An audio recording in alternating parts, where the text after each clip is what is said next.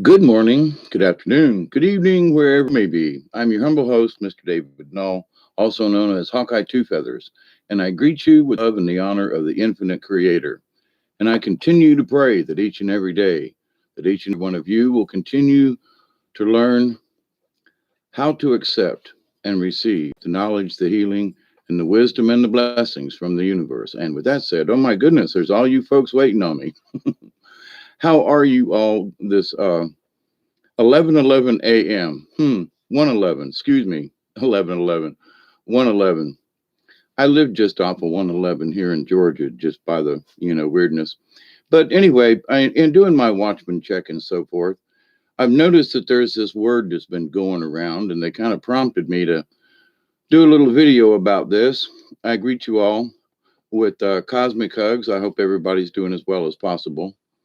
We've had 2.5 inches of rain here, and the river's up to um, almost 11 feet, which is like dang near flood stage. It went from 8.5 to 11 in a couple of days. So I guess kayaking's going to be out for a little while. But anyway, but in this thing, and kayaking is sort of related to this being fearless.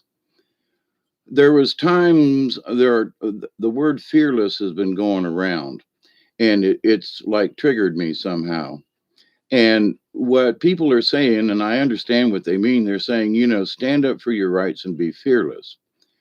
But sometimes there are times when being fearless can also put you in a situation, as I have done with myself and a kayak, um, to the point where you end up drowning or almost drowning, and which is the case with me, high water in the Ochlockonee River, because I really didn't used to check how high the water was beforehand.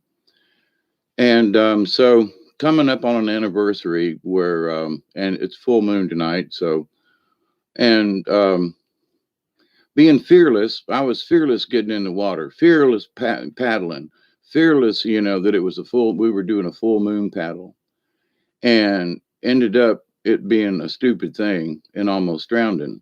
So, in this realm of what's going on these days, you know, we have to look around us. We have to say, well, listen, I want to be fearless in who I am, and that's important. We are, but at the same time, we got to remember, don't make stupid remarks, and don't stay out of certain areas where you might end up getting drowned. Not that you're on the river during a full moon, like I was doing, but with the point though that sometimes we think we're safe, and sometimes we think we got it covered, and we're so confident, and that makes us fearless, which is okay.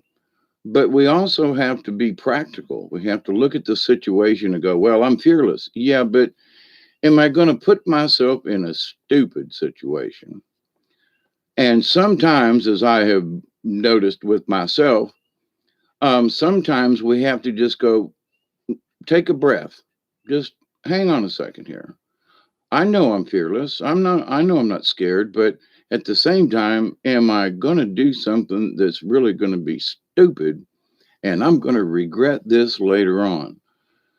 So we have to use the wisdom that we gain through life, and I've gained the wisdom of not doing certain things in high water and full moons, so I don't drown.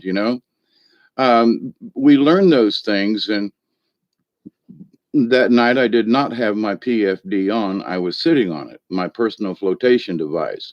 Now I wear one every time I go kayaking, regardless of how high the water is, because dumb shit happens.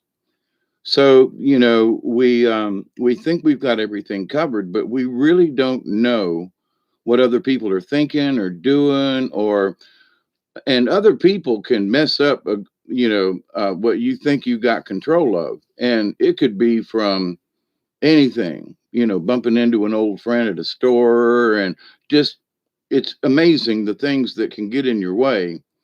And even though you're fearless, we have to stop and look at the situation practically and go, okay, listen, I'm good with this. I'm fearless. I know my spirit. I know my soul.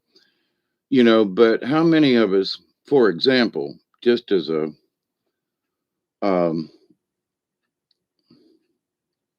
a topic for discussion, I guess. I'm watching a lot of movies and things, and I listen to stories, and there's a lot of stuff out there about exorcism and demons entering bodies and so forth. And there's a lot of truth, more than people would like to um, acknowledge, I guess. But if it were acknowledged more, people would be scared to death all the time.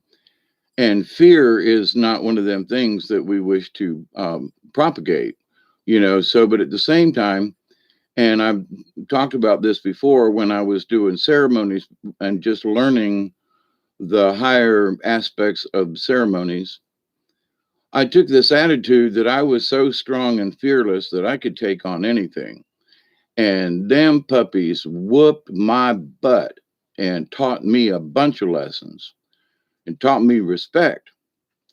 So am I still fearless? Yeah, but I'm not going to go out there and challenge a demon. I'm not going to go out there and challenge a dark entity. No, no, no, no, no. So there are certain things we can protect ourselves from these demons and so that they can't get to us. But as far as, saying that I'm qualified in any way to to help exorcise a demon or something is like, no, I don't think so. I'm not qualified.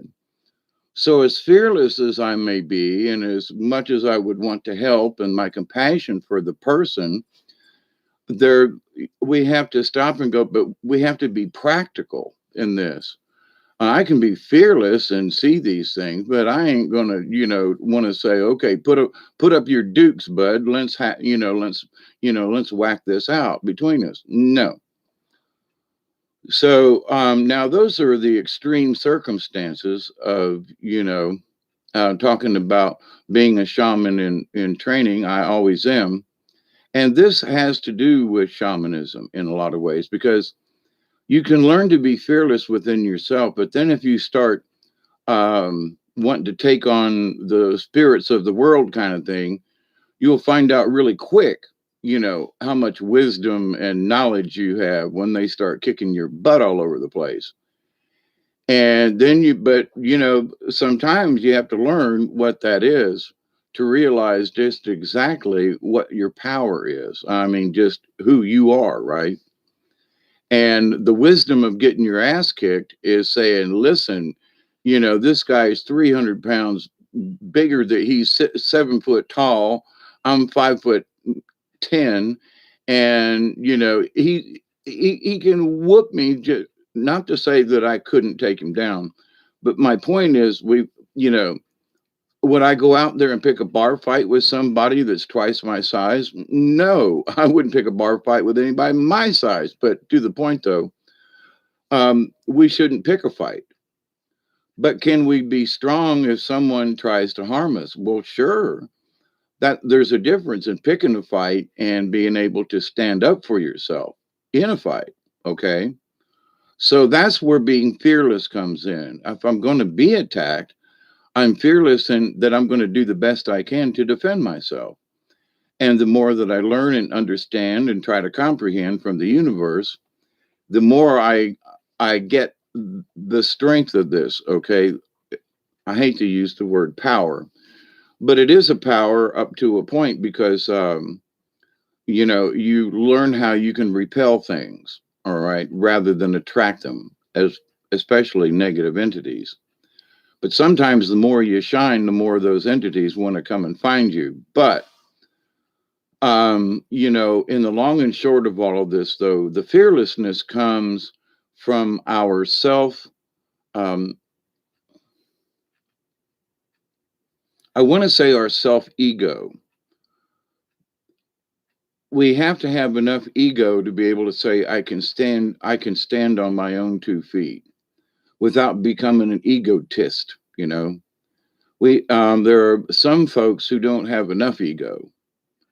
They lack that in strength, and they get wrapped up in. I had this conversation in another video I did that I think was quite long, thanks to you, Michelle. Hi, Barry. How are you? Project Skyfalls. Julianne Payne, it's good to see you. Thank you all for your gifts and talents and joy always. Thank you, Julie. And you as well, everybody out there. So, but anyway, these folks are talking about sleeping, maybe. Maybe. But in this idea of being fearless, I'm all about that. Now, it has to do with these folks who are talking about political things. And I really don't want to go into the political thing. All right. But we can all look around and see what's going on. And some of this stuff is just damned hilarious, I got to say. It just, I've been sort of giggling on and off all day today. I didn't want to look at the news. I just did not want to look, right? Because some of this is really painful. But at the same time, I have to keep that, satirical, whimsical, craziness about me to go, wait, we know this stuff's insane, but, hey, we have to tolerate it at least for the time being anyway. But so we become fearless because we know who we are. And it isn't about being egotistical. It isn't about the power that you exude to somebody else, because the power that you attain is the power of knowledge and wisdom within yourself. And you go, wait a minute, I was watching one of these, Viking movie kind of things the other day, and they were like, sometimes it's best, to do a hasty retreat so that you can regroup. And it doesn't mean that you're a coward. It means you're thinking practically. So there's 10 soldiers against 1,000 and they go, no, we're going to take them all on. The best thing to do is go hide your ass, regroup, and figure out how you can do this from a different angle. So it doesn't mean that you're a coward, Hey, Dark Truth, how are you? Mandy Boo, hi, how are you? I got the hiccups, sort of, partially. Anyway. So thank you all for dropping in. But in this idea of being fearless, they're saying, well, be fearless and contact your senators and your representatives. Be fearless and talk to your local authorities, and be fearless about, talking with other people and, about certain agendas and EOs, them X orders, and things like that. And have discussions with people. Not arguments now, have discussions and just go, I'm really kind of concerned about this, I'm concerned about this, thing about the bathrooms and all. And, I'm concerned. So we have conversation with other people. We stay strong with who we are, and in what we believe, we are fearless. Okay. But at the same time, we don't stick our hand out and put it in the oven, knowing we're going to get burned. We don't stick our head out and go, okay, chop mine off, No, we have to use a bit of pragmatism. Oh my God, when was the last time I used that word? We have to be pragmatic about this and maybe think things through. So before we go off half-cocked with certain things, or anything actually, we need to be practical. So in our being fearless, and I'm going to use my kayak experience as a good example, in that you make sure that you got your flotation device on. You make sure that if there's something, like I lost probably $500 worth of stuff to the river because I didn't have it tied down in the kayak. I've learned differently since then. I had a camera and some other things and was taking pictures, and then the kayak tumped over and all that stuff went in the drink. My cell phone, so I lost $500 worth of stuff that night, and a couple of things that were like antiques to me. I've had them for a long time, and I lost those too. So, but anyway, but now when I go, I'm like, well, do I really need to take my cell phone with me? No, I don't have a cell phone now anyway, but do I need to take this camera? Well, I'm going to take it, but it's going in a flotation device that will not leak. Oh, okay. So I plan ahead a little bit. I'm a little bit more practical. so I could still take the camera, but now it's in something. I take this other, and now it's tied down. I make sure that I got my flotation device and on in case any weird shit happens that I get tumped over, capsized. So that doesn't mean that I won't go down in some crazy places, but I will check them out before I go. But and if I'm going to go into fast water, I'm going to also wear a helmet. Okay. So, but we don't have that kind of situation on the Ochlockonee River. But anyway, but to the point though, we take precautions but we can still be fearless. There are some people that I've seen that do rock climbing and stuff. And of course, thank goodness there aren't more deaths, but use a rope, tie off, you know what I mean? This freeform climbing, I would have done it in the past, wouldn't do it again, because I got myself into some really weird situations and I was not trained. But in that, you can be fearless, but can't you be fearless with a rope? Well, no, I'm just going to freeform and climb up the side of this. Okie dokie. But if you fall, don't blame any of us. But if you can set up a safety rope or something like that, then that makes all the sense right there. Climb all you want to, but be safe about it.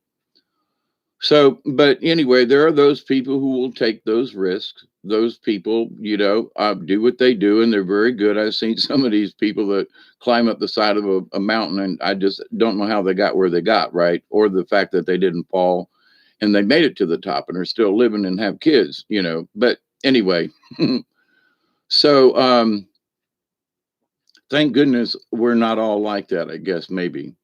But being fearless with who we are and standing up for our rights. Now, we should all do it, right?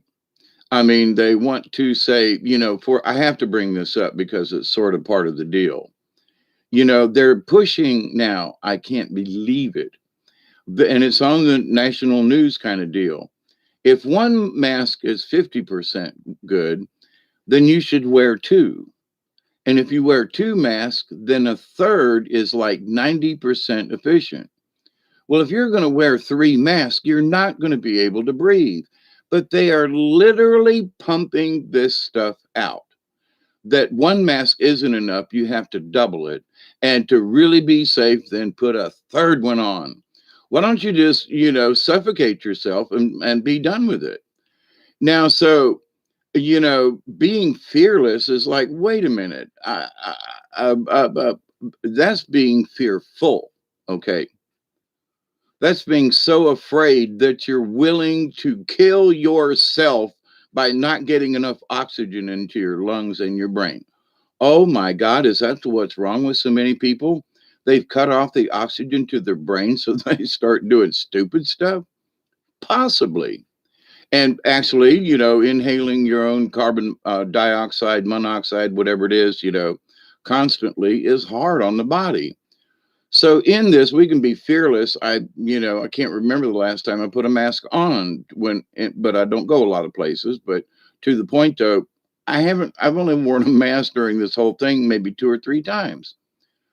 So, does that make me stupid or, I just understand the situations. I kept my distance. I washed my hands, with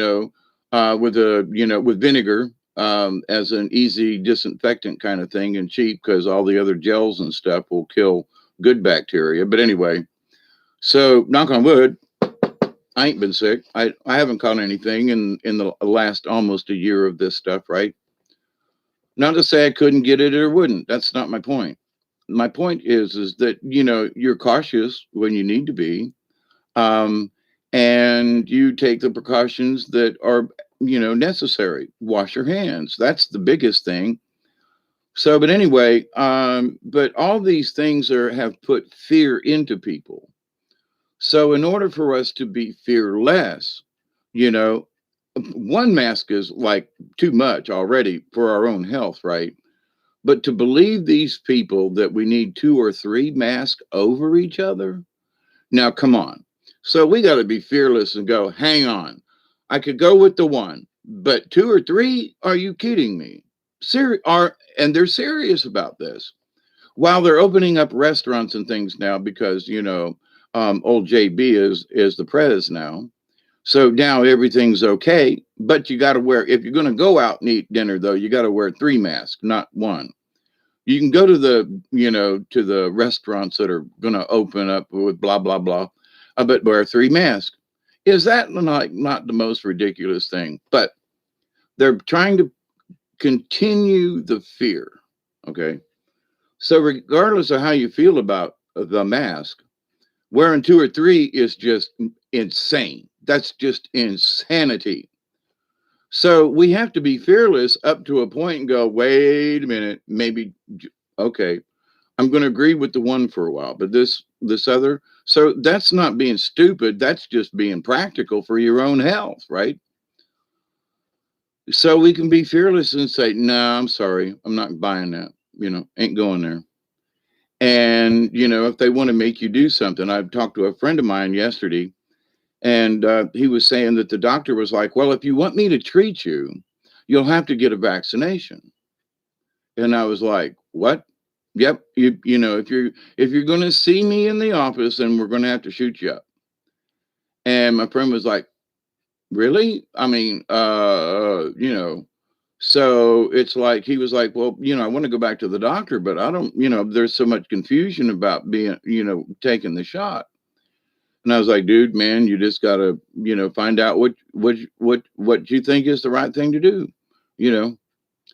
So now doctors are prescribing, and he's the one of the folks that was here one day, and on their way home they were in a bad accident. He broke his foot, and he's been on crutches and all kinds of different things, and so he needs to go back to the doctor, but the doctor's going to insist that he have a shot.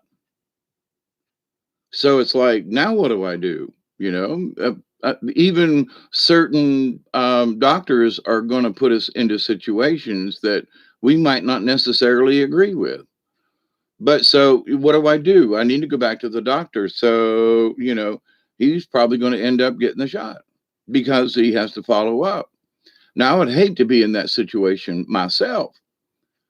But to the point, though, it's like, and now what do I do? I don't have I don't have the option. I have to be followed through on. So we still have to be fearless in our decisions, and it's like, well, now at my age, if I had his condition, broken bones, and I had to go back to the doctor, I would try to see if I could find another doctor that wouldn't prescribe me to have a shot because of my allergic reaction over the years, and that they would take that into account. And if I had to wear 3 masks to go see this guy, okay, but that would be the circumstances, right? But in standing up for our rights, though, I absolutely agree with the people who are talking and saying we need to be fearless about this. We can't be, coerced into believing what we know is wrong. What we know is beyond, like, okay, the 1 mask, all right, but what? 3, 2, what? Double? No. So I was so shocked about that, but I check in with Pastor Paul Begley on occasions and some other folks, and we're talking about that, and I was like, you got to be kidding.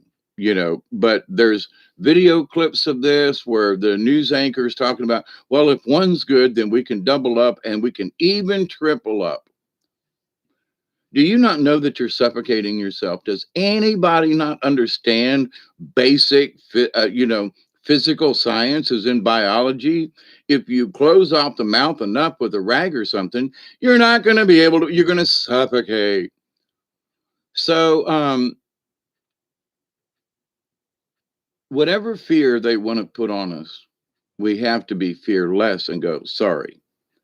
Politically, we have to be able to speak calmly with them folk on the other side, because starting a fight is just not going to get it. If the other side wants to scream, holler, and jump up and down, just sit there and let them. Don't try to over yell them. I used to do this. Okay. It does not work. Let them scream and holler until they're done, and then say, okay, you done now? Can we talk? it will piss them off to no end, but they'll be so exhausted from getting all that energy out and that you didn't fight back, that you wanted to be stay calm, allow them to run their course, and then go, okay, can we talk now?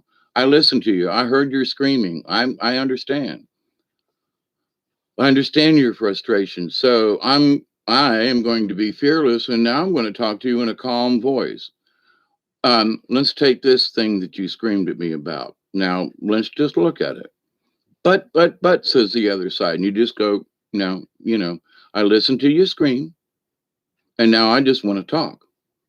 You'd be surprised at how easily you can calm down a lot of situations by being the grown up in the room, as you always hear me talking about, or by being the camp counselor.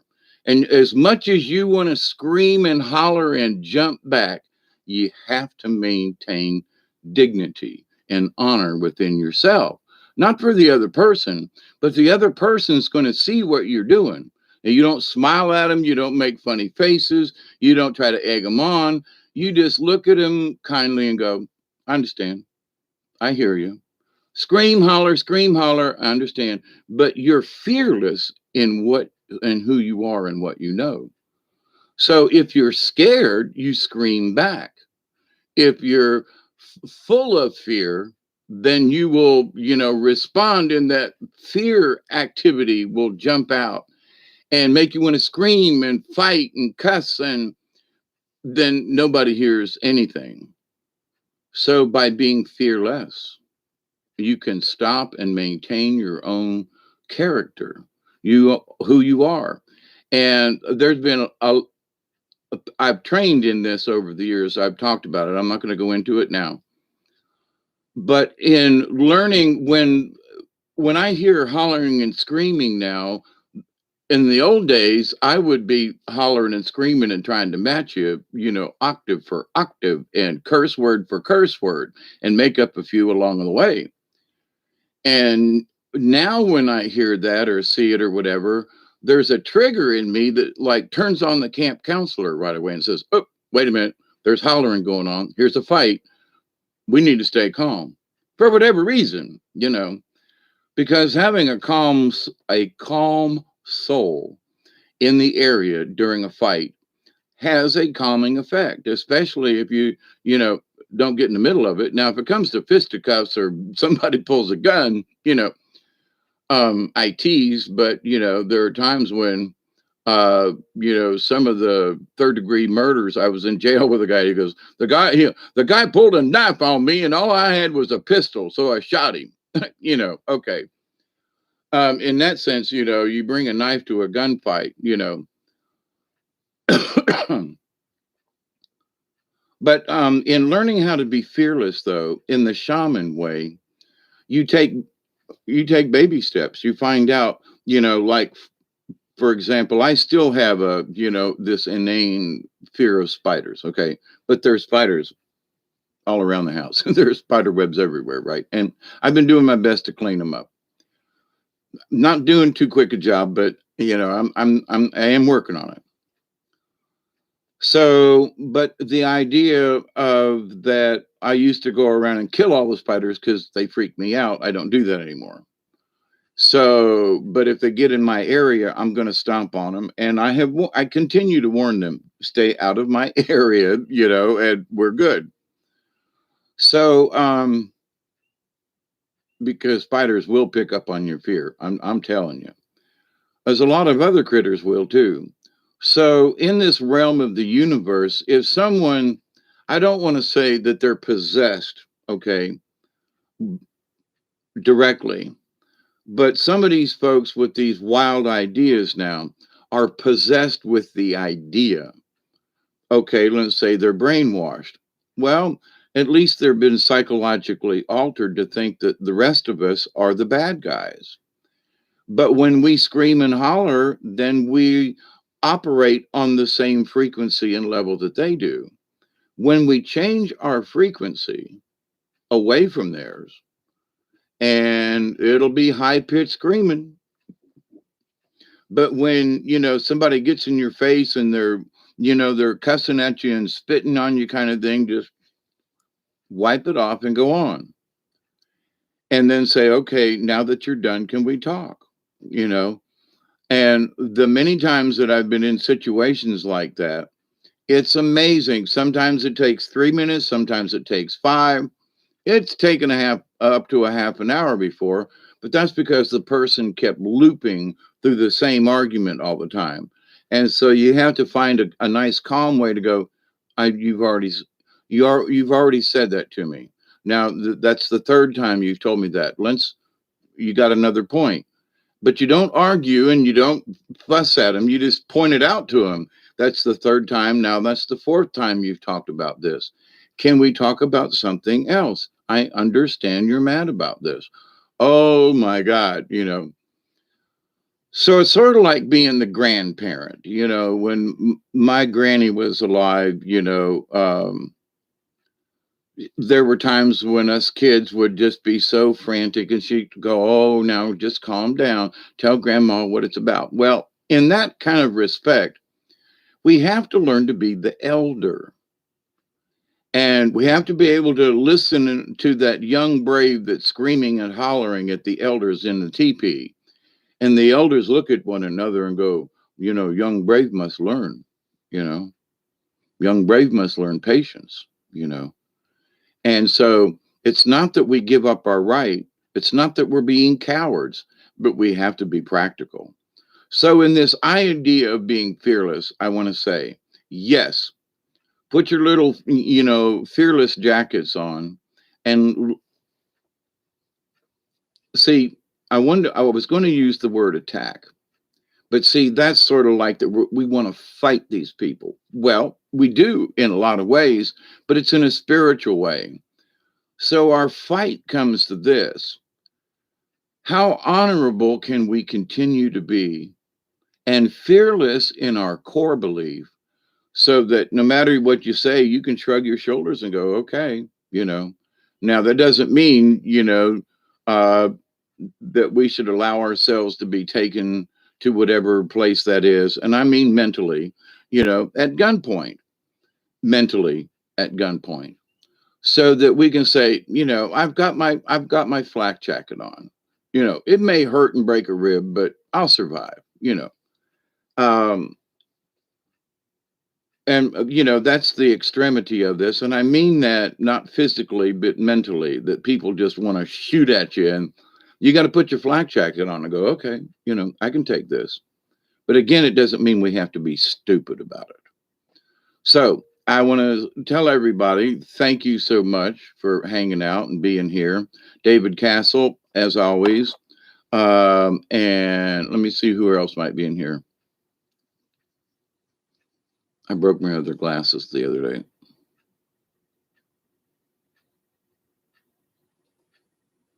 Thank you, Pearlie G. Jackson, 4-year-old temper tantrums and a 50-year-old person. Very good. And there are times for myself, and it's a good point. Nellie has a date. Do spiders understand English? Yes, actually. They also understand the energy that you exude, by the way. It's a spiritual Aikido offensive fighting. They come at you only to crash into a fall, missing you. Yep. I had one come dancing for me when I talked to it, a little gold jumping spider. Yep. They're amazing critters, as much as I still don't like them. Yeah, greetings and favor back to you, David. But so in this, in my role as a watcher and as a shaman in training, a shaman would tell the young one, now we're going to, the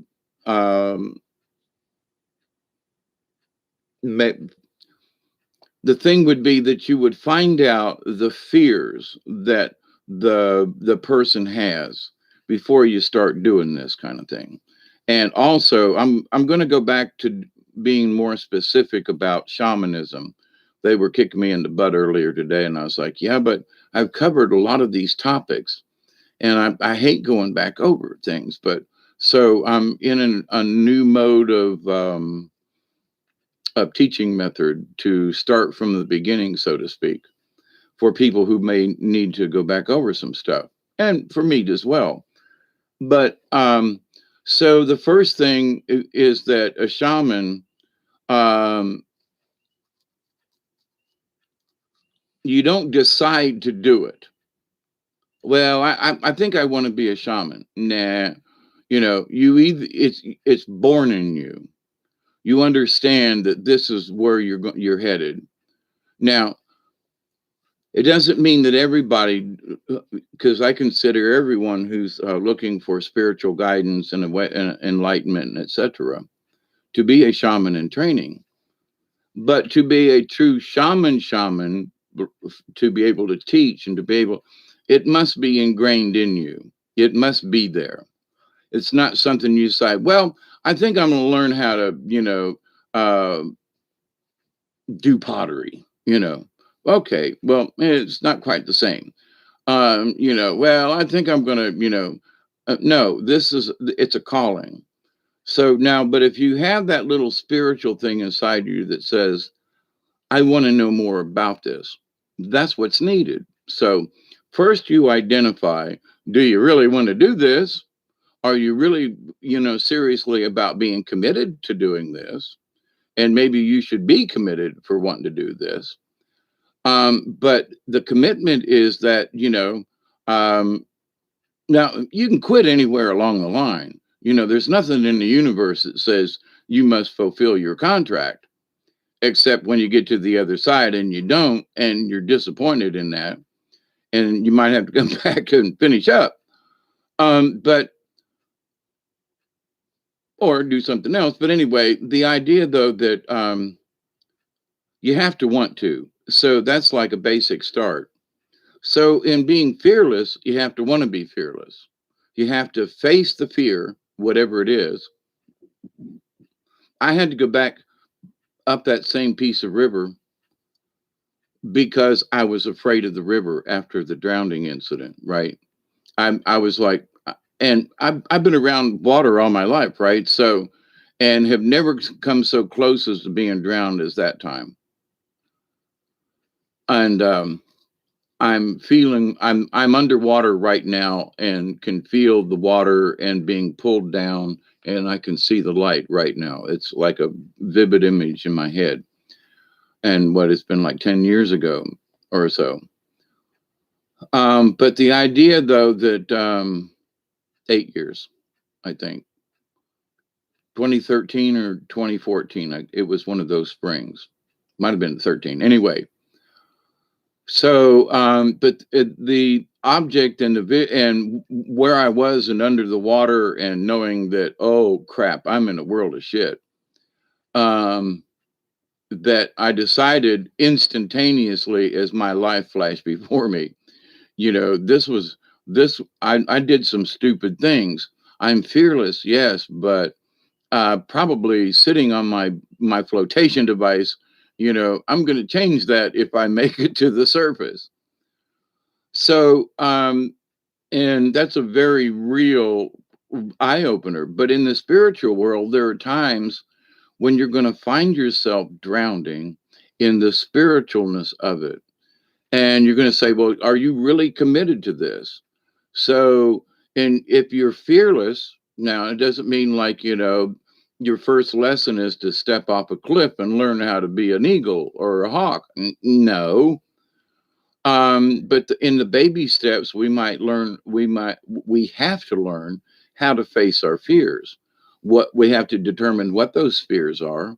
We have to be able to put them in some type of context for us so that we don't live in the fear. Where I'm aware of my spiders, but I'm not scared of them all the time. They still freak me out if they cross my foot on the floor or something, but or I say, whoa, what you doing here, kind of thing. But I'm as scared, I'm afraid of bears too, so there aren't any around here, but at least not locally, that anybody's aware of. I think we'd have seen them. But the idea though that we face the fear, we don't necessarily challenge it, but we face it. Now, if it's something that's in so many ways is a little silly, like being scared of spiders, okay, but so we learn respect for them. That's the deal. They're spiders, they scare us. So we we have a respect for spiders. We take that fear to a different level and we say, wait a minute now. I'm fearful of these things. They scare me to fucking death.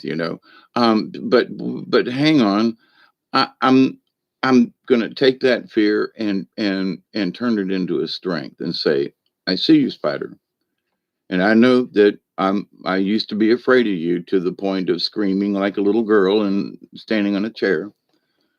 And but that I'm better than that. I'm going to overcome that fear. I'm going to teach myself as long as it takes, and I'm still working on the spider thing, right? But it's a whole lot easier now than it used to be. I mean, I was terrified. So I saw a spider web and a spider in the house, and he was a dead sucker. Now I got too many. But anyway, but to face our fear, we have to. Then the next lesson is to, okay, let's go for another fear. Let's go for one that's a little bit more in depth. So you go, well, wait a minute. Well, I thought spiders was it. Well, when you conquer that fear and you become fearless in that sense, then you go, well, wait a minute. I've been afraid of this thing over here for a while, or I've been afraid of that thing over there for a while, or whatever it might be. So you tackle each one of the fears and you face them. So that are the beginnings. That's where you begin to be a spiritual shaman, in that you recognize what those fears might be. And it doesn't mean you have to challenge them. I'm not going to go up to a tarantula and pick a fight. That's not where this is going. But I am going to go, hey, little spider over there in the corner, what you doing, huh? Okay, I recognize you, I see you, and I honor you for because you're a spider, and that's okay. So in life, then, like I was talking about, dark entities. Now, one of the things that I learned back in the day when I was being so stupid, because I became fearless and stupid at the same time. So there were dark entities that I saw physically. I saw these things, probably manifested them because I was so brash in my fearlessness. I challenged them. Nah, right? I've talked about this before.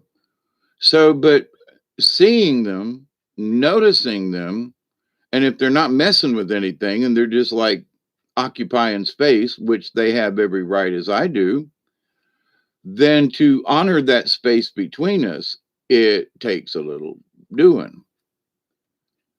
Now, if a demon's got a sword and wants to pick a fight with me, I'm going to find something and defend myself. But if I see a demon with a sword, I'm not going to pull mine and go, okay. So, being fearless is being confident in what you know. So, the more you're in this universe, the more you allow yourself to exchange with the universe and the cosmos to, accept and receive, right? This information. And a lot of times there are folks who get the information and they don't like it. And because at some point it strikes a fear in them for whatever reason. I mean, the things that I saw in 2013 and the visions in 2012 that I've had that have been like gnawing on me all these years. I've learned that, things are happening right now. The dream is still continuing. The four horsemen, have been set upon this earth to collect the souls of those. And you can just look around and see it. And the destruction, the this and the that. Okie dokie. So what we do with that information is like, okay, so I can stand in a room with a, and I did this before when I was a Democrat, and I stood in a room with these Republicans, and I went, I'm losing my job here, but I said I guarantee you within 6 months, most of you won't be standing here, and because they were number crunchers, okay, and number crunchers are good, but they don't produce anything except numbers, okay, which are important if you're a multi-million-dollar corporation, which our the Thomasville plant, we grossed like $339 million for 1 year, and we're in the black, that's why they sold us down the river. We were making money for them, but anyway, and they never made money off of that again. They damn near went bankrupt moving that plant, two plants actually, to Mexico. But anyway, I digress. In that, what was learned in that situation, for us, but we had learned to put our differences aside because the grand, the big overall plan, regardless of where you worked in the plant, was to be aware of what you were doing. And if you had a problem before you called somebody and said, "Hey, look, my machine's acting funky. Will you take a look?" And sometimes 5 or 10 minutes of downtime fix a situation, and the machine would run for the next 3 or 4 shifts without incident. And when you're doing about 15,000 pieces per shift, that's a lot of pieces in an 8-hour shift. So, and when, most of them are good. So we learned how to become practical. We became fearless in knowing our machines and who to call and when it was time to call. And, so there was a practicality about this, but we had to learn it to work together in the plant, which in that essence is the universe. So there's all these different beings working in the plant, right? Over 750 people, right? So in 3 shifts, almost 7 days a week. So the idea that we all had to work together in our own separate ways. The universe is like that. Each one of us has to do what we know best or what we intend. I'm still training to do this shaman thing. And I seriously doubt that I will learn it all in this lifetime, which is fine because my prayer is that I will die a good medicine death and wake up on the other side and remember this lifetime. So of all the achievements that I want in this life, it's not necessarily, quote, to go to heaven. It's to, when I finish this life, I die a good medicine death and I remember this lifetime in the next. Now, woo, right? Rather than wake up and have to learn it all over again, kind of thing. So, which most of us do. So, where do we go with this in being fearless? It's like the young shaman. You take the baby steps. You find out what that fear is. Oh my God, they're going to force me to wear 3 masks now. Holy crap, holy shit, blah, blah, blah. Pack up your bus, right? They're suggesting it. It doesn't mean, many of us are like, no, don't even want to wear them now. But so the cute thing the other day was Biden signs his order, right? If you're in a federal location, you must wear a mask, and then to take a picture of him standing at the Lincoln Memorial. Now, wasn't that, just saying, wasn't that the oddest, dumbest, weirdest thing? By himself, standing at the Lincoln Memorial, and it was like he was a robot. It was like they had shut the data was there and they had shut off his positronic brain. Not that JB's got one of those, but he just stood there and the film, and it got in closer and it backed up, and it was like he didn't move. And it was like that was strange. That was strange. No, not wearing the mask was just funny. You can't be in a federal area without wearing a mask. Anyway, but to the point of this, we have to be fearless in what we see as the truth nowadays, because so many people are waking up. And in being fearless with who we are, we have to be fearless when we have a talk, a discussion with the other side, people on the other side. We don't bring up the Matrix, and we don't bring up, this is surrealism. We don't bring up, I told you so. You don't do that, because we have to be fearless in what we know and be able to take the high side. Now it isn't about ego, but it is. We have to have enough ego to stand up for ourselves, but as calmly as possible. Regardless of the outcome, we have to still be the grown up in the room. And I think, as I've been listening to more people and different channels and so forth, people are coming to this realization on their own that screaming is not going to work. Hollering, or I'm not saying we shouldn't protest, but to push the protest, like, all right, everybody, we're so pissed off, let's go protest somebody. Nah. But showing the other side that we're fearless in what we know, and that they have not rattled us like they thought they were going to do, because we're fearless in what we know. The other side is going batshit more crazy. They want to do some more antics to try to rattle us. And it's like, okay. So as, Robert E. Lee, a very possible ancestor of mine, stood on the battlefield, with his horse. And for the life of me, I can't remember the horse's name at the moment. But anyway, they were inseparable. But he always stood with his men. And he would go and talk to them. He would stand behind them. So the Confederate, and there was even a lot of respect for Robert E. Lee on the northern side. They let him keep his sword when he surrendered. They let the men who were there at Appomattox to keep their weapons, after the signing of the thingy.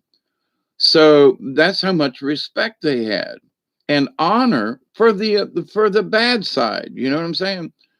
So you can be on the losing end of something and still show honor, and doesn't make you feel real good, but you can still be honorable. So and it taught a lot of people lessons in that, so Robert E. Lee, as much as he, led the Southern Army, so to speak, he was respected still, not by everybody, but they were like, man, that Robert E. Lee, he stood up for his men. And when, General Lee would sit with his men, and if it was raining, he'd be out there with them, So, and some of his officers, told him, you shouldn't be doing this. You're the general. And I want to be with my men. And they respected him for that. And because he, the general, honored his men, he was the grown-up in the room. You know what I mean? So with that said, we have to keep our honor. We have to show other people how important it is for us as human beings, humanoids. Most of us are some kind of hybrid down the line. And no, we didn't come from fucking monkeys. Stop it. I know some people, I think they did come from monkeys, but I'm sorry, that just kind of popped out. Hey, Mary Wins. I'm trying to make as many.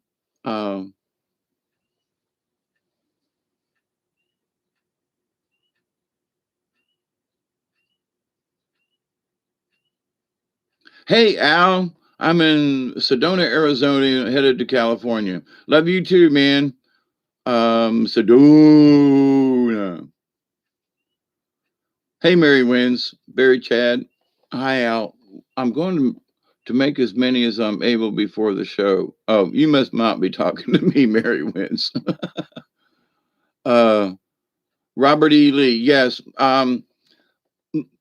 My mother and father were not, married at the time of my birth. My mother was 16 going on 17. And her boyfriend was Cicero Lee, who I think, if he's still alive, he lives in Dayton, Ohio. And when I contacted the family years later, because I didn't know who he was, but I did go to Ohio and meet him. And um, interesting, we have a very similar profile.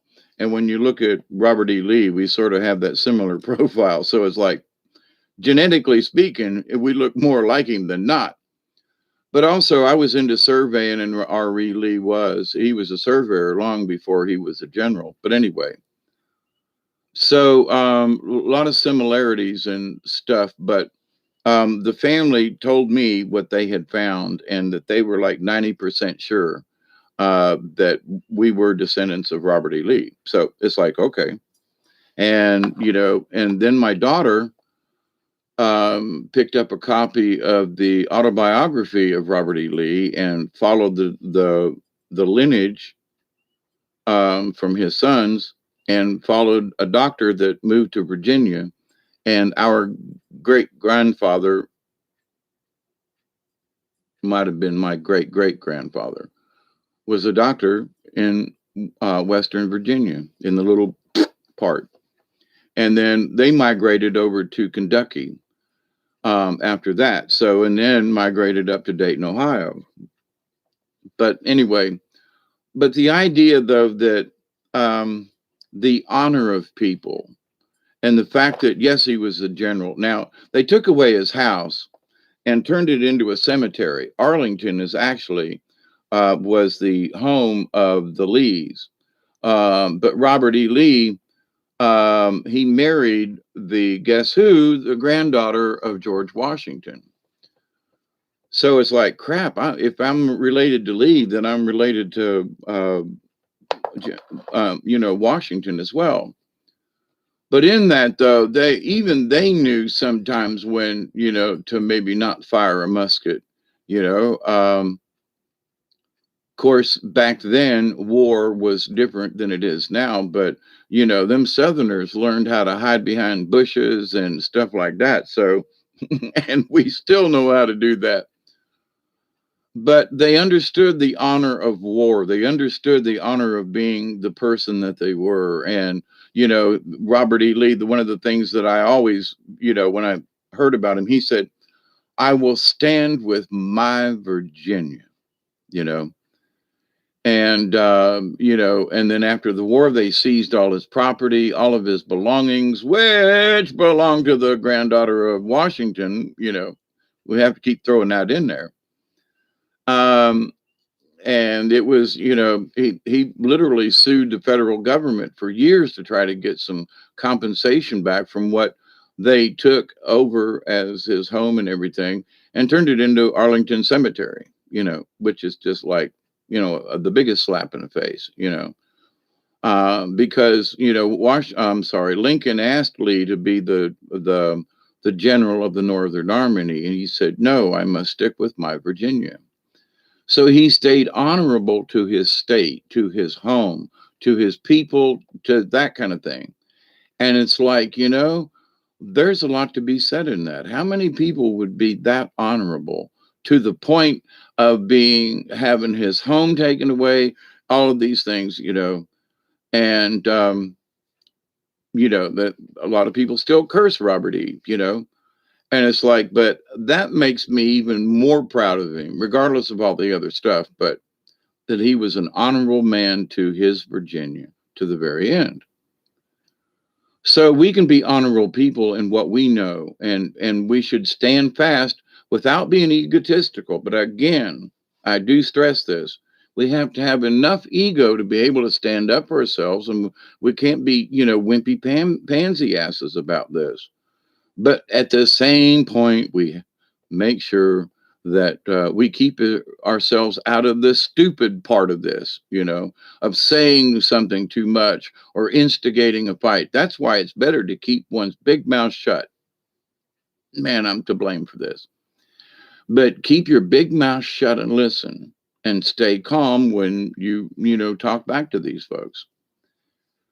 That's the only way we're going to win this, and is to get the other side to calm the F down. Like, take a chill pill, please. Rah, rah, rah, rah, rah. Okay, okay, all right, calm down. Rah, rah, rah, rah, rah, rah, rah. All you people are domestic terrorists. Okay, calm down. If I'm such a terrorist, why am I saying, here, sit down, let's have some coffee? By the way, thank you, Bob. It's been an hour. Love you all. So I think I pretty much covered all of this as far as the fear factor goes, but we have to maintain our own dignity and just say, well, all right, they've thrown up this new fear at us, 3 masks instead of 1. Now what do I do? Well, I think it's stupid and I'm going to laugh at it. But we can't laugh out loud at some of these folks because they're going to go, he's one of them people that want us all to die from this, that. Okay, calm down. So it's just like, well, I don't, I have trouble breathing with the mask on. If I put 2 masks on, I'm not going to be able to breathe. I think I would rather take my chances with catching it because at least if I have to wear a mask, okay, but I have trouble breathing. I'm getting old, and I am, sometimes I have trouble breathing. Okay, put the cigarettes down, Dave. Right? Um, I'm guilty. I'm guilty. I'm guilty. But I pick on myself, and I know it. Right? I'm afraid to give up cigarettes because I like them. It's the only one. So one of the few things I have left to be like, rah, you know. um, I could start drinking again.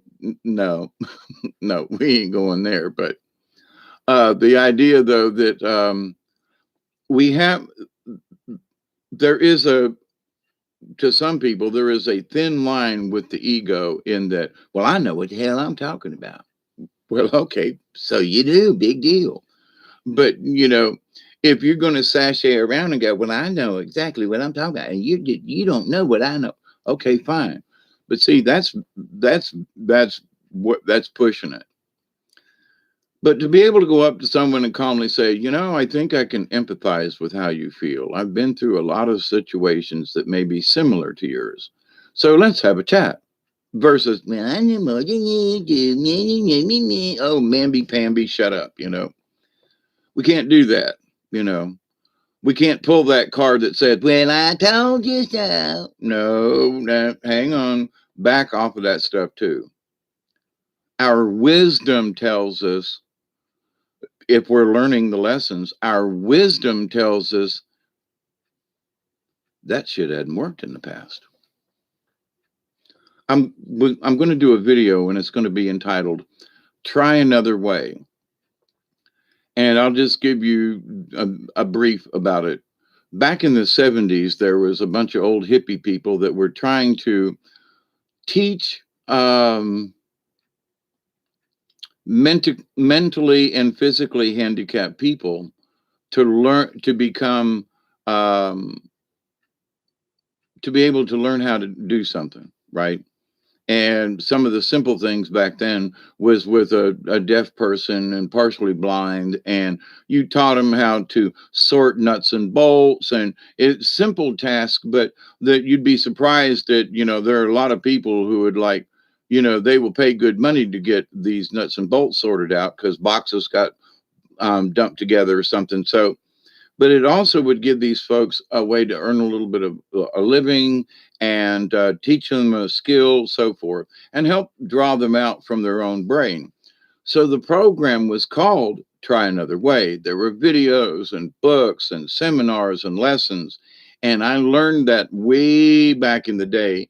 And I will tell you, it's still very applicable to this moment in time and in future events as well. And also learning to speak in the positive rather than using all negatives. I hated to put in that I put in the title, a negative word kind of thing. But anyway, um, doesn't mean stupid. So, but it doesn't relate to anything but to the point. I had to be able to put something in there to, we can't be stupid about this. So, but in learning how to be who we are, the wisdom tells us, well, I tried fighting with this person. I tried screaming at them. I tried sending them emails. I tried showing them video, and we still can't see eye to eye. Well, neither one of you can see eye to eye if you're jumping up and screaming at each other. The best way to see eye to eye is sit down to the table and let's have some coffee. Thank you, Bob. So, Mossy Man, good to see you. Teresa.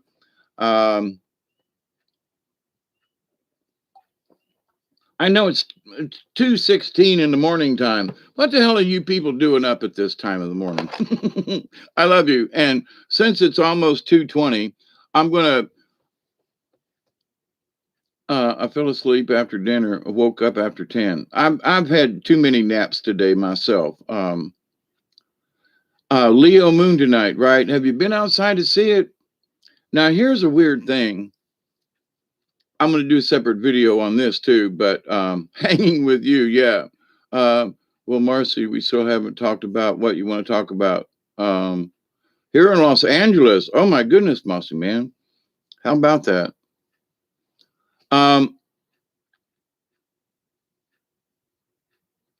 Last night I went out and could barely see the moon because it was cloudy and rainy, but it popped through. And I noticed that I literally had to go away from the house to see the moon. So tonight I go out to check the stars and let Duggar out, and me and him had to go pee. So I'm standing outside and I'm looking up at the stars going, holy crap. Now, 3 nights ago when it was clear, Orion was like over the house. Now it's going further south. And I was like, wait a minute, I might have even mentioned it in the video that I was talking about. I said, it's straight overhead. So within a couple of days of cloudy weather and checking on where, Orion is in the sky, it's moved by up to 15 degrees from where it was 3 nights ago. So it's like we're in an earth wobble again. And things have been pretty steady, and I haven't done an earth wobble video in a while, but there's going to be a combination video I'm going to do. I was thinking about cutting this short, going and getting some more coffee and coming back and doing a part 2, but a separate video. So, but anyway, about, earth wobble and that kind of thing. And also throwing in there, a little bit about the climate change debacle stuff that JB's put back on the table.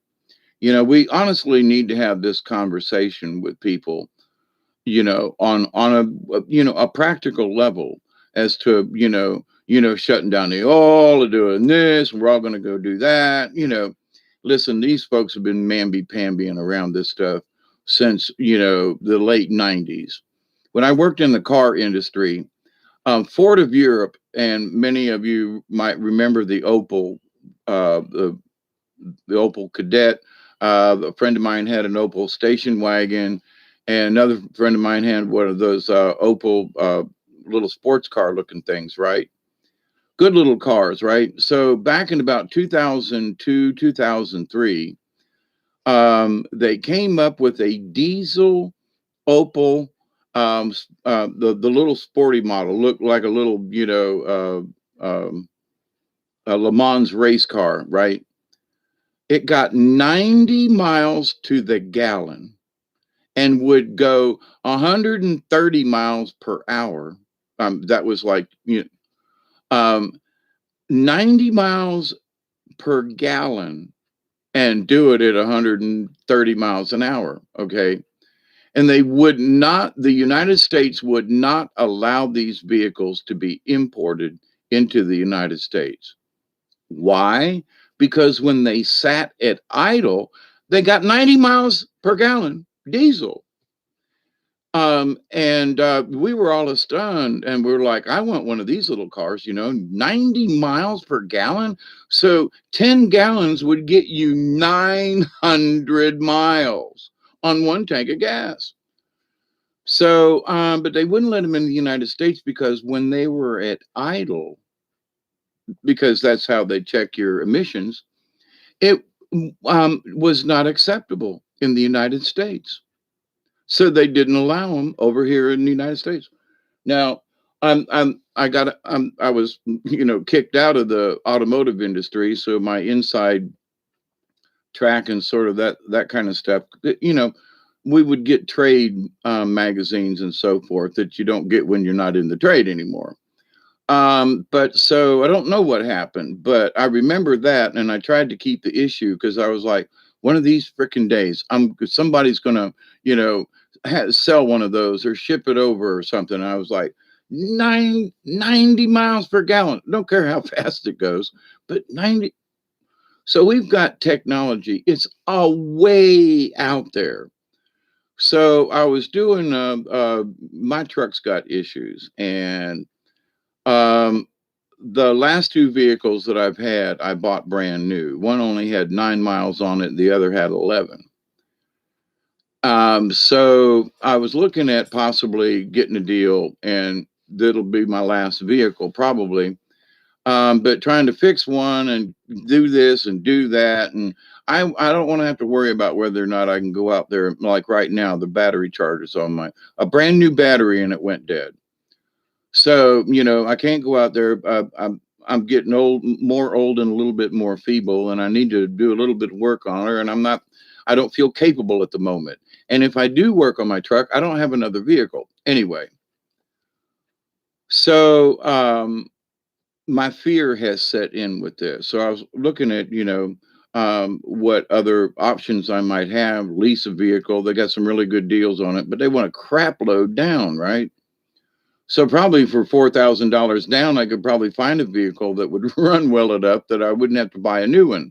But the idea, though, that just to have a new vehicle, I wouldn't have to worry about because I don't drive near as much, will last me, knock on wood, to the end of my life.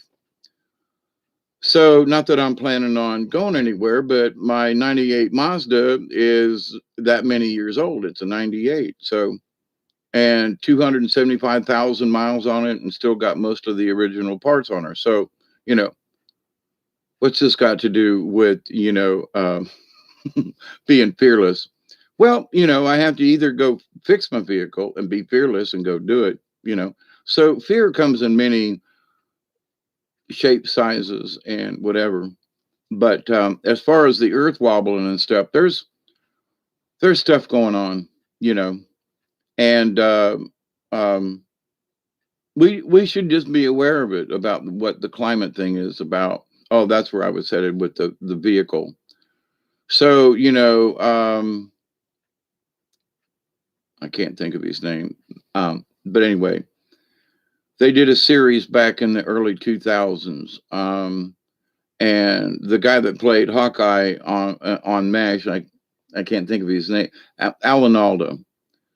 They did a show about science and stuff, and he was in one of the Ford plants talking with one of the Ford engineers.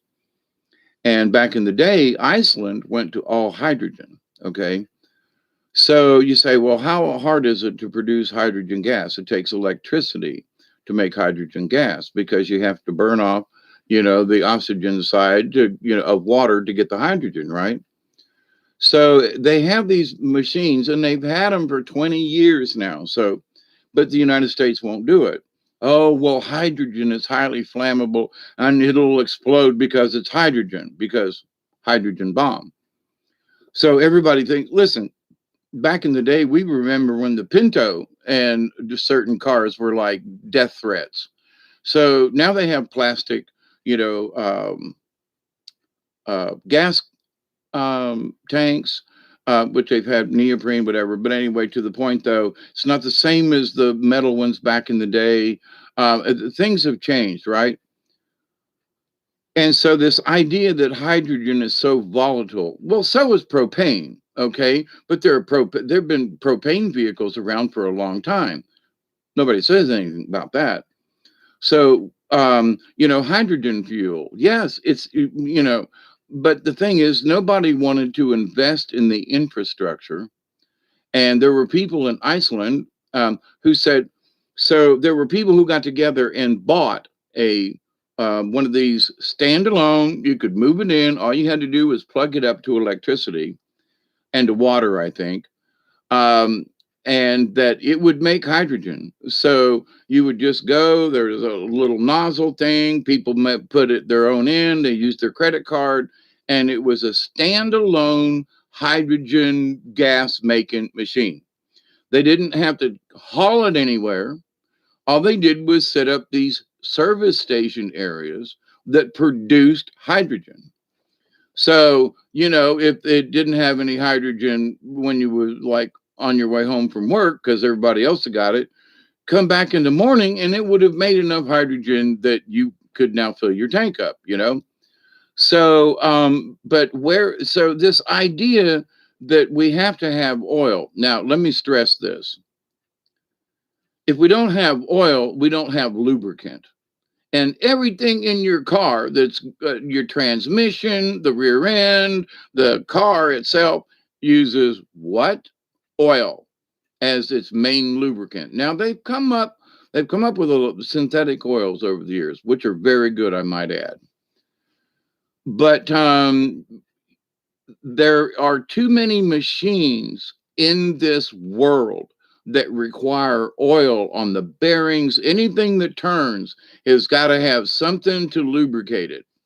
So this idea that we're going to like get rid of all the oil, no, we can't, because we might be able to run our vehicles off of something other than an oil byproduct. But here's the thing, in making gasoline and things like that, we actually, there are processes that we get byproducts from the process. So wait a minute. So you want to shut down all the oil stuff and this, that, and the other because we're going to go to solar. Solar don't cut it. In the middle of a snowstorm and you're freezing to death, you want an oil heater somewhere. You want something that you can rely on. Power lines are down, snow's pulled over the things.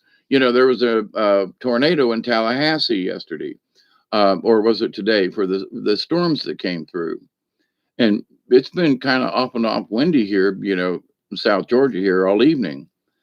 Clear as a bell, but some really interesting high winds. So high gusts. But so this idea, though, that in this world of conservation and so forth, there's so much technology that has just been skipped over. There's so many other countries and so many other places. This idea, for example, I'm supposed to do a separate video of this, but the lithium in the batteries, for example, batteries are an issue. It's not that we can't make engines that are electric and all this other kind of stuff, but the storage units, the battery packs are very, very expensive, and they're very corrosive and toxic.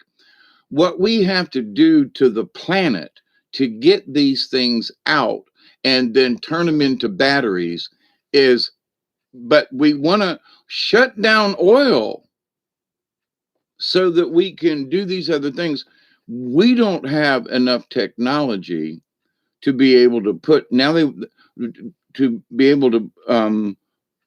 put all of these cars with batteries. There's too many issues with the batteries. All they get them to work and all this other thing. But if you have to replace the damn things, because batteries do not last forever because of the exchange of electrons and ions and all that kind of thing. So I've got rechargeable batteries that have worked for years, but then they get to the point where they just won't recharge and you have to throw them away. So, in this world of economics and so forth, and this idea that by shutting off the oil, we're going to fix everything, that's bullshit. Can we make vehicles that will go, oh, that's what I was going to talk about before. I've noticed that a lot of the cars these days get 33 on the highway and 28 in the city. And then some of these trucks and things, which is stupid. If a car can do it, why can't the truck? Because I had a Volkswagen, a 64 Volkswagen that I got 33 miles to the gallon out of back in 1971. So don't tell me that you can't, tune vehicles and things and get them right and be able to get good gas mileage. And there are things that we can do with the gas. For example, Brown's gas, which is like this little deal that you can hook up to your car. You can make them yourself. Lots of things we can do. So, but to just shut down stuff and say we're all going to go to this is just stupid. It's stupid. It's stupid. I'm going to say this at the end of this video. It's stupid. But I'm all for solar and I'm all for wind power. Don't get me wrong. But to say that we're going to just stop using one product and we're going to turn everything into electric, somebody hasn't, if you talk to the experts, they go, we don't have enough of stuff to make batteries out of. And if we do, like the platinum battery, think platinum. Oh wait, I got a battery that's made out of gold. Wait, I have a battery because it conducts electricity. Okay, so and see, this is where we need to, this is still going on. We need to be fearless and tell people, hang on, I've got some statistics for you here. Hang on. Not to say we should not do more windmills or whatever. Fine. The thing about offshore, with the wind and okay, out of sight, out of mind. Does it ruin a sunrise or sunset? Yeah, but we can get over that, right?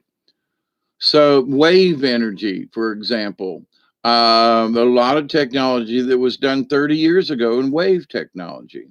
Or aren't we using more of that? Don't know. There's a lot of oceans around the United States. Do we have any wave energy going on? No. Other countries have. The Netherlands and folk like that. Now, I haven't checked in with it recently, but they were making good progress with ocean energies and currents and stuff.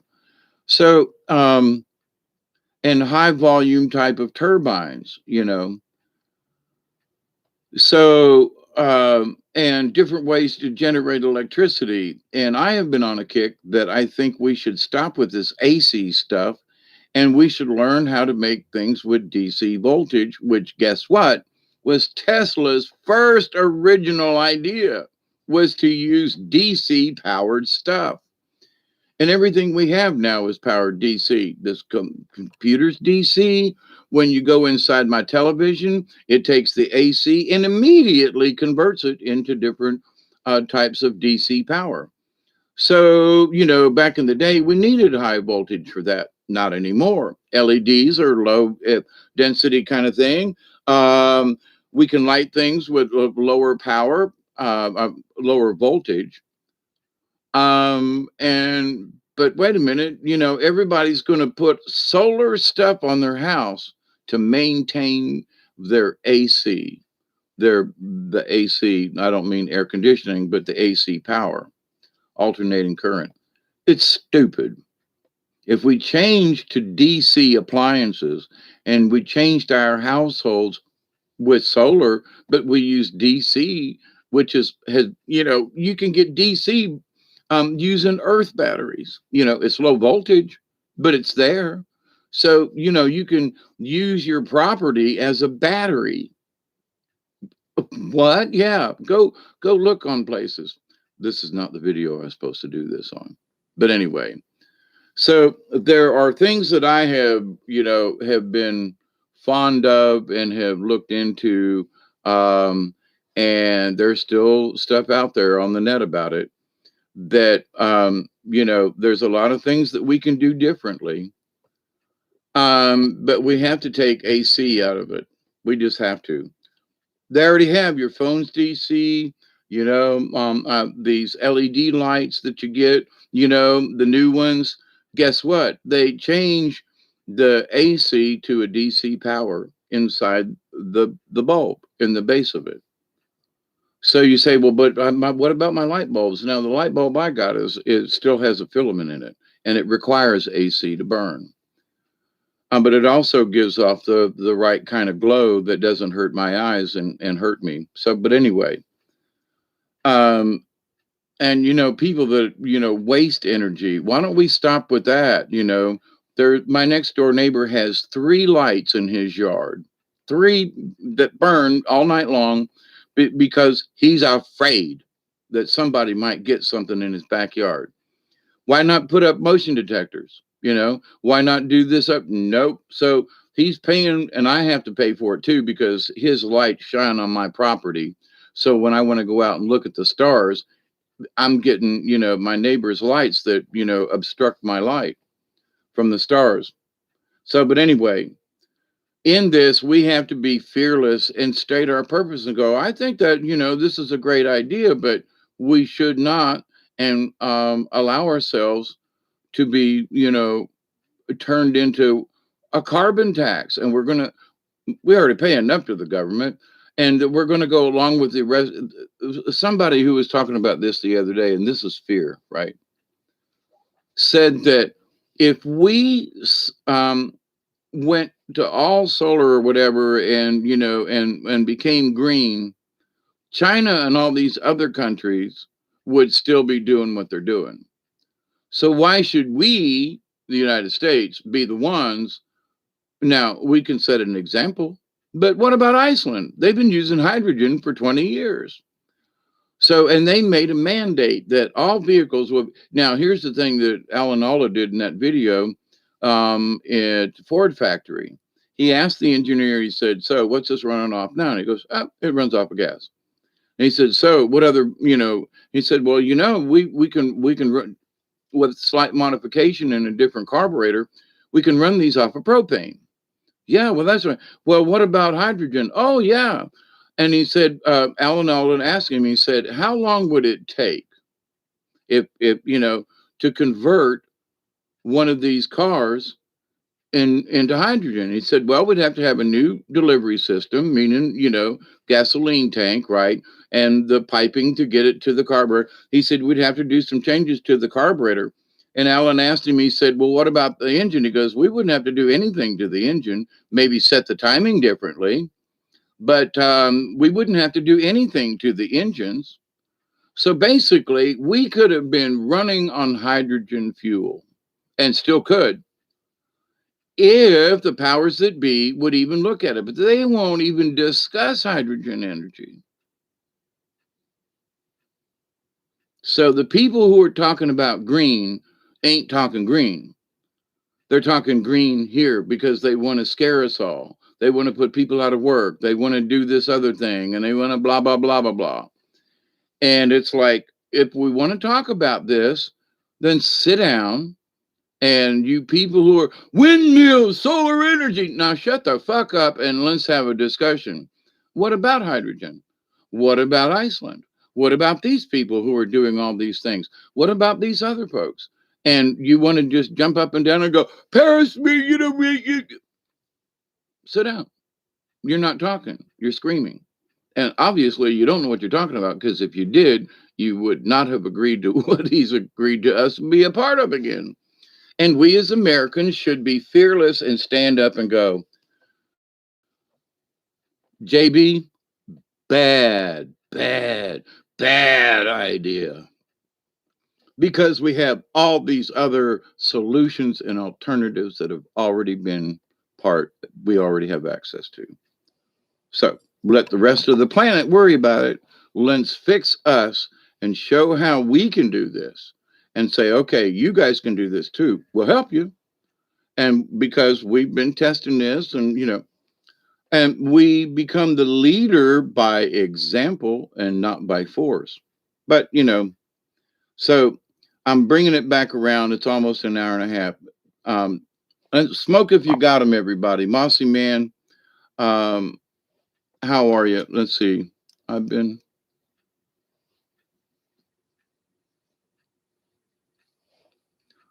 Oh, Mossy Man, you been to Iceland? Wait, let me read. When they used ethyl alcohol was in 2015. Maybe they did change. Yeah, see, there are issues with alcohol, because alcohol has sort of a water base to it. But it doesn't mean that you can't use it. You just have to make um, um, provisions. You know, there are certain types of rubber that alcohol will literally eat it up, right? Gasoline, fine. I mean, rubber, right? But you put alcohol in there and it'll eat the mess out of certain gaskets and stuff like that. So, but they've come up with rubbers and different types of poly thingies that are resistant to the alcohol side of this. That's why years ago, if you have an older car, and they suggest, not using, ethanol in your vehicle. But back in the 80s, I was working with a friend of mine on the farm where I lived, and we started making alcohol to try to supplement it in with um, his farm tractors and stuff, right? So we did a lot of research on it, and I still have some of those books that are 30 years old or more, right?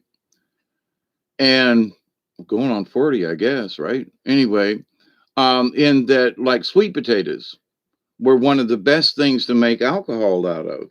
And one of the easiest to grow. And since we got a lot of sweet potatoes down here, there are a lot of farmers that have culls. So when they go through the field, when they flip the potatoes over, some of them get hit and there's a ding or a nick or whatever. There's nothing wrong with the tater, but you just can't sell them at the regular market. So they sell them to hog farmers and other kind of people and stuff. Anyway, so, and you can get it really cheap. You can get a bushel for a couple of bucks because they just want to get rid of it, right? They'll have piles of these culls. And so, and we were making our own alcohol and doing that kind of thing way back in the old days. So, yes, it's very viable. Yes, it can be done. And yes, there's Brown's gas, which is sort of a form of hydrogen that will help increase your, gas mileage. But the newer vehicles won't do it because it messes up the computer. And so you have to be able to go in there and tune the computer to fire and etc. It changes the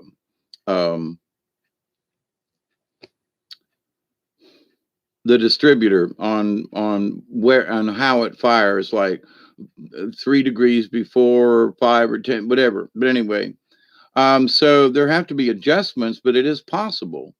So there are a lot of possibilities, but here's the main thing. It's the availability. So if I want to go on a trip, now if I'm just back and forth to town and I want to make my own fuel and it works, go for it, right?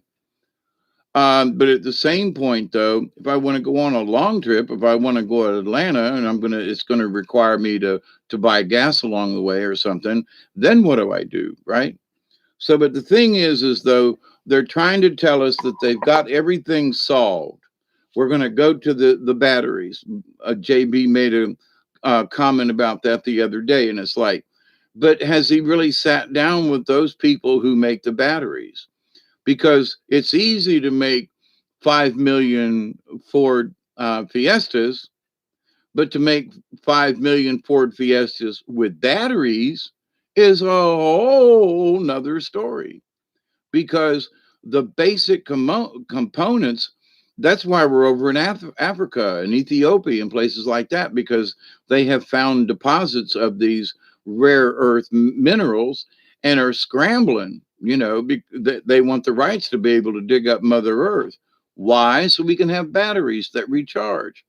Not necessarily a bad thing, but we're, talk about diamond mines, we're raping the earth to get the lithium, when they say, but that's okay to go mine these rare earth metals, but we're not going to use, oil and gasoline and try to improve, which they've already proven 20 years ago in the UK, Ford of Europe, that you can make a vehicle that'll go 900 miles on a 10-gallon gas, tank of diesel.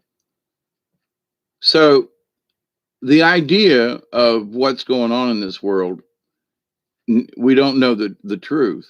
So we have to be fearless and say, hang on, I heard about this. Well, why aren't we doing it here? I don't know, because the government doesn't want us to. Then we tell the government, say, wait, I ain't signing on to this until you tell me how I can get an Opel GT here in the United States that will go 900 miles on a 10-gallon tank of diesel fuel, and why you won't allow them in the United States. Oh my God, because people might realize that, wait a minute, diesel comes before gasoline in the process. Okay. So, in that, and diesel works on compression, not sparks, as in a regular vehicle, right? So, wait a minute. So, it's easier on the engine in a lot of ways. Diesel engines will run forever, right? You can put vegetable oil on them if you had to. But the idea that, wait a minute, batteries, that's the answer. No, it isn't. It really isn't. Electric cars, no, it isn't, because the environmental damage from the batteries themselves, it's not the winner until they come up with a really simple, easy way to store the battery energy. Then forget about it. It's a really neat idea and it's really cool, but it is not the solution. So we need to be fearless and stand up and tell these people that, okay, I would love to have an electric car, but you know how much the batteries cost? Do you know how much poison and how much degradation? Do you know how much we're ruining Mother Earth to get these rare earth metals to make the batteries that are supposed to be so fucking green? You get my point? Oh, it's renewable. Yeah, but at what cost? So you can buy a whole new car for what a battery would cost, right? So there goes anyway, you get my drift. Um,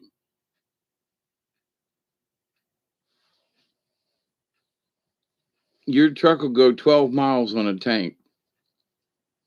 Be using diesel, Barry?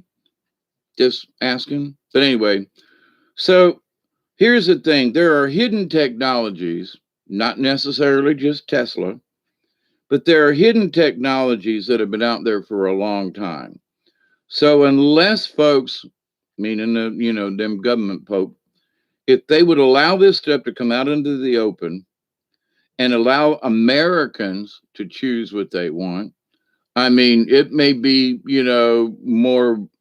um, more better for somebody, because in colder weathers, alcohol doesn't act right and alcohol will freeze, right? So, but also, so is diesel. You have to pre warm it kind of thing.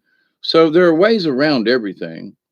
But the battery issue, for where these folks are talking with the electricity, the battery issue is a big issue because of what it's going to mean to Mother Earth. And quite frankly, I don't think there are enough materials, without severely screwing up Mother Earth to be able to do all these battery things. And I don't know whether or not it's a wise decision at that. Oil is a natural ingredient because it's in Mother Earth, but we start combining all these rare metals and stuff, then we end up with toxic materials. And then what do we do with them, right? So, there's normal battery acid. They also have battery with gels in them, which last a long time. They're very expensive, but they're a gel. So there can be technology, and I'm not trying to poo-poo the electric car, but we have to very much take into consideration what the batteries are going to cost us in the long run. So anyway, my friends,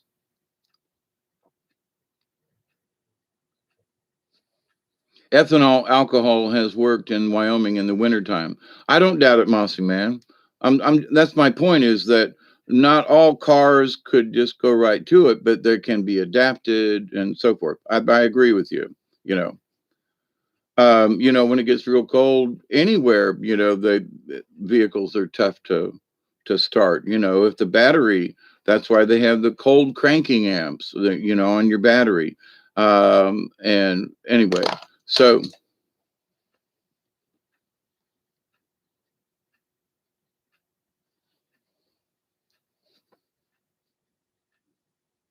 better psychic than psycho. I think some people, though, who are learning a little bit about psychic abilities are having a tendency to make them a little bit on the making them psycho. Yeah, exactly, Michelle. Ain't that strange? 2 days after the inauguration, all of a sudden, well, which is hypocritical. They talk about opening things up, but they're doing commercials about wearing 3 masks. I don't get what these folks are doing.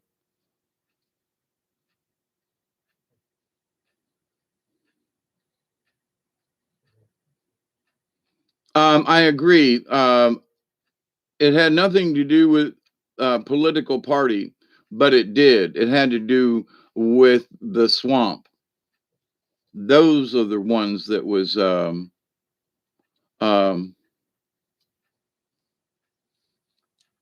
making psycho.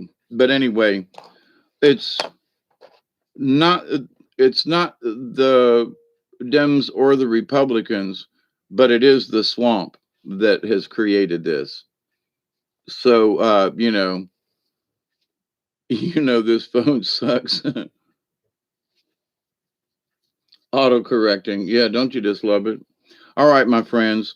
I'm on here longer than I thought I was going to be. I really wanted to make this just a little short episode about being fearless. So pass this information along to your friends and, stand strong, be faithful, and honorable. That's the biggest thing.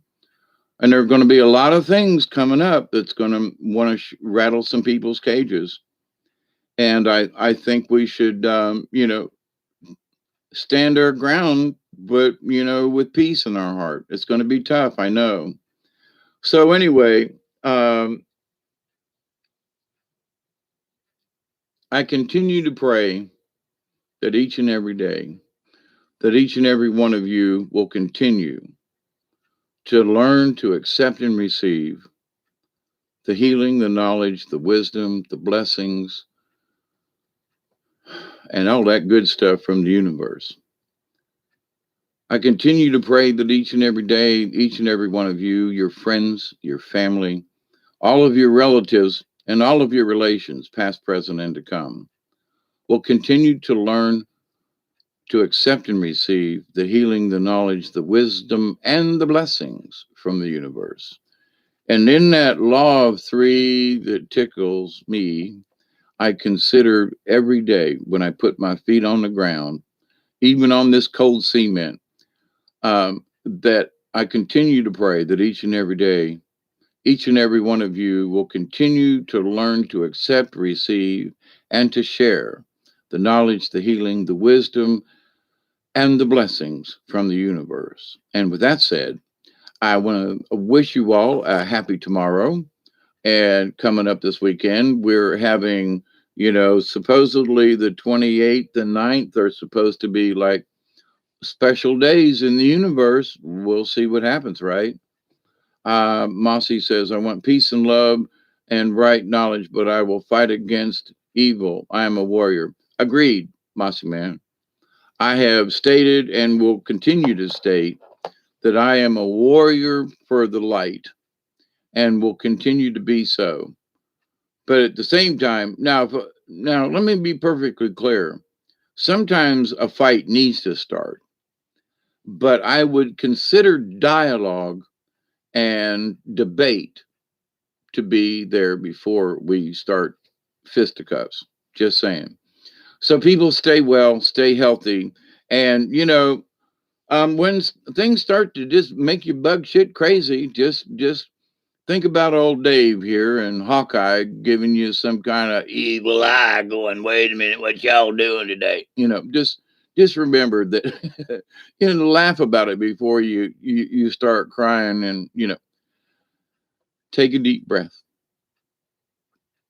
take your mask off first, but take a deep breath and fill yourself with the Lord, kind of thing, and understand that there's energy in the universe all around us all the time. We just need to tap into it. David Castle, thank you. Teresa, as always.